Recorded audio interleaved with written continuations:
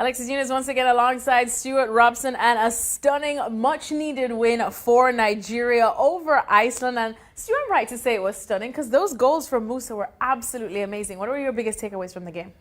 I thought Nigeria were a little bit lucky. I thought Iceland were the better side in the first half. They looked compact. They played a certain style of football. They were doing it very well. I couldn't see where Nigeria were going to cause Iceland problems, apart from Musa on the counter-attack, because he has got pace, and it was a great goal. It started from an Iceland throw-in.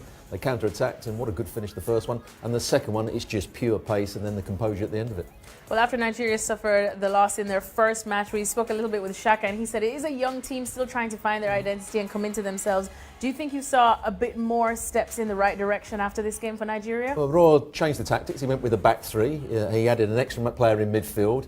So Obi Mikel, instead of playing as the furthest forward midfield player, came in to try and control the midfield. I don't think it really worked for them in the first half because Iceland, I thought, dominated the game. But it did mean they could play two up front, Iheanacho and Musa. They played as a front pair.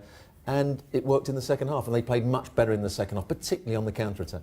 All right, well, let's put this game aside now because we have to talk about what the real story is in this group. Croatia are already through to the round of 16, so there's a nice little three-way battle for the next spot that can go through to the round of 16. Nigeria currently in second when we look at the table, and Argentina all the way at the bottom. But this does sort of help Argentina somewhat. So going into the next couple of games, how do you see all these teams getting it? The way I saw Argentina yesterday, they've almost given up on the tournament, because when it wasn't going their way, when they went 1-0 down, Caballero making the mistake, the manager made all sorts of changes. There was no pattern to their play. The crowd have turned on them. The public have turned on them. The players, I thought, almost gave up. They stopped defending all around the field. Something was wrong with Lionel Messi. That's the worst I've ever seen him play, or the least effective I've ever seen him play. And it wasn't about the players couldn't get him the ball. He didn't really go looking for the ball either. So there's massive problems with Argentina. So is that advantage Nigeria then? Absolutely. I'm not sure that Argentina can raise themselves for the next game. They've been given that lifeline. I'm not sure they're going to have to raise themselves for it.